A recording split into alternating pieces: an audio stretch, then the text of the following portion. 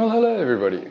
Today I'm having a look at some of the cases that I've purchased and been using over the last 6 months of however long the iPhone 15 Pro Max has been out at this point. Some of them I'm going to recommend, but others not so much because I found that they're actually quite rubbish. First of all, I'll start off with the rubbish ones. The reason I purchased these, and I'm not even going to put a link for you to go and have a look down below, was because I purchased them off Instagram or one of those ads. But the reason that I purchased this is because it's so thin and it actually is pretty well designed for the 22 euros I think it was that I spent per of these, except that it's advertised as having MagSafe built in or MagSafe compatible built in. But that's not the case. It's just got a picture of where the MagSafe is, and it relies on the magnets in your phone itself to actually connect and do your charging and all that type of thing. So I eventually wound up putting, you can see over here, you can see over there, I put some of these rings that you can buy to enhance the magnetic capabilities of these things, which they worked okay without losing too much bulk for, you know, the more bulky cases. You can see there, I had to put magnets on both of them. But overall, I wouldn't recommend them, simply because it took over a month to get here, and the magnets are non-existent. So unless you're prepared to do a little bit of DIY like I did there, I wouldn't even bother with those. The next one is, it's actually from Dbrand. As most of you may know, they do skins and they do a couple of cases. This is one of them. So this is the version 1 that they did. Now the version 1 that they did didn't come out very well. This magnet is not very strong and it is still getting way too easy.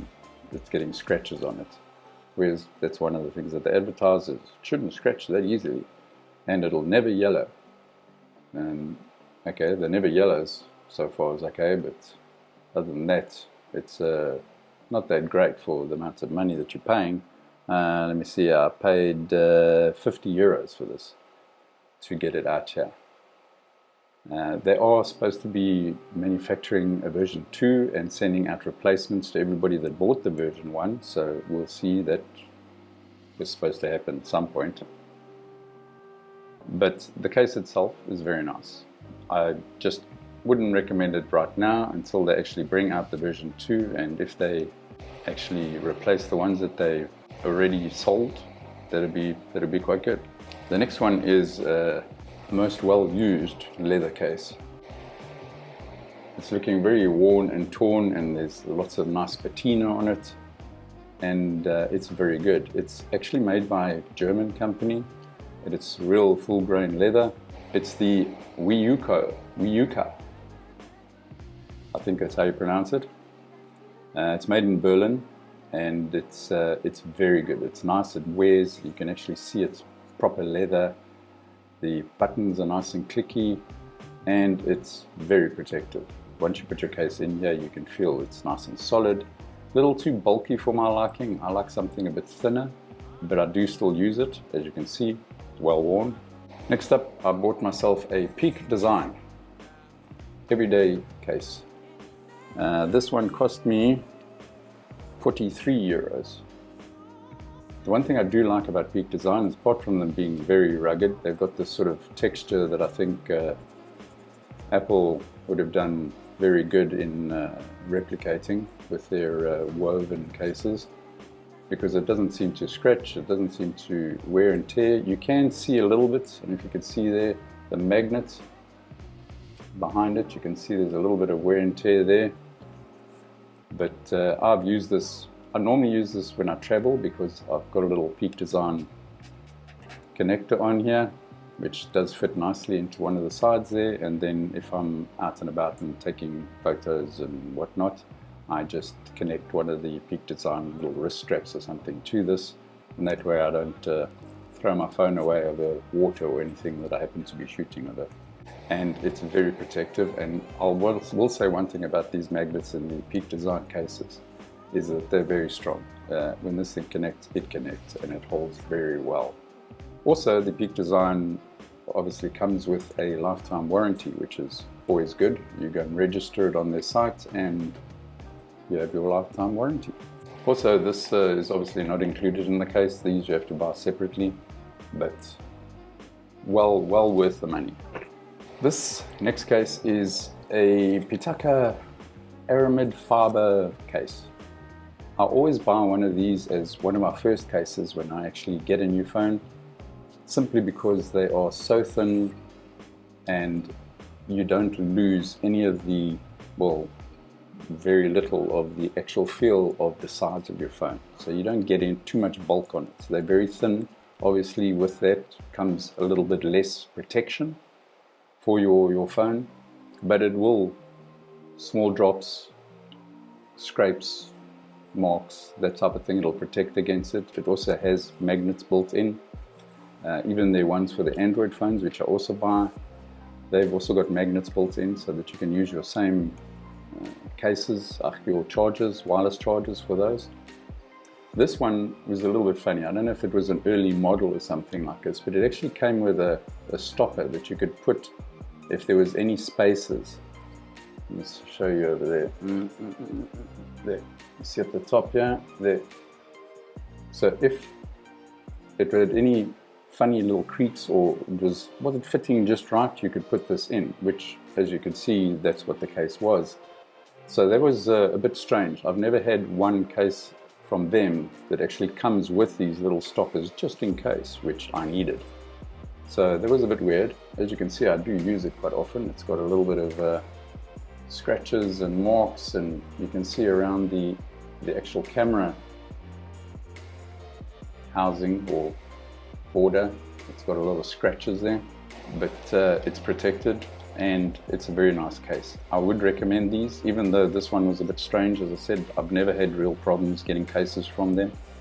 There are various other Aramid Fiber type cases, but this is always one I sort of go back to, mainly because they've got some nice designs and that type of thing. So well worth it. This cost me 73 euros, so they are a little bit more on the expensive side for what you're getting. Next is Decoded. One of my favorite companies is for cases, and that because their magnets are strong, their build quality is excellent. I bought two cases from them. The one is the neon orange, or horrible orange as my wife calls it, case. It's a silicone case, nice soft texture inside, magnets very strong, as I say, nice design, contrasting metal buttons in the same color around the housing for the protection for the cameras, you can see there. And whenever I want to basically have something loud and bright, this is the one I go to. And then in the contrast, I have this leather case from Decoded, and again, build quality excellent, magnet strength excellent, and protection very good. Again, it's one of the more thicker cases, so you are losing a bit of bulk. Well, you are adding a bit of bulk to your phone when you put one of these on there, but they are excellent, they're durable. I've had this one for quite a long time, and as you can see, there's no scratches or marks or anything like that, and I'm not exactly careful with my phones, so that's a good sign. The Decoded cases are 40 euros for the silicone version and 50 euros for the leather version. Again, a little bit more pricey, but well worth it, and they will last you the entire life of your phone if you just look after them. The next case is, because I've been going on a bit of a white binge, as you can see here, is the Alumu A15 vegan leather case. Now, I don't care much for vegan leather or normal leather. It doesn't really matter to me as long as it looks good. And this one does look good, and it seems to be quite hardy. I haven't had it as long as the other ones, but it's got a really nice design. You can see there, got like little markings and little design elements all over the place like that, which give it quite an interesting look.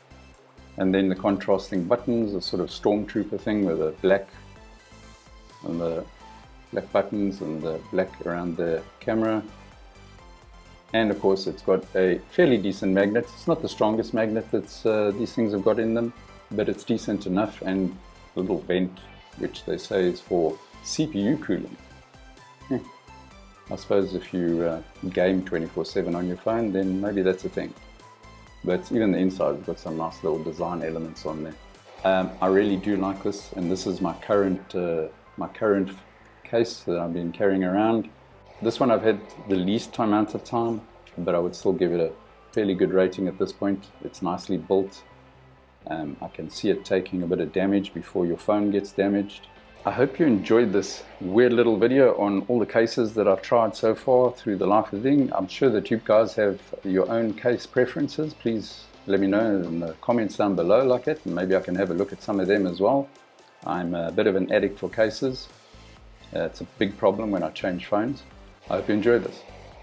Please like, subscribe, and all those funny YouTube things, and I will have links to all of this stuff down below in case you want to have a look at it, and except the weird one that took a month to get here. And I will catch you on the next one. Bye bye.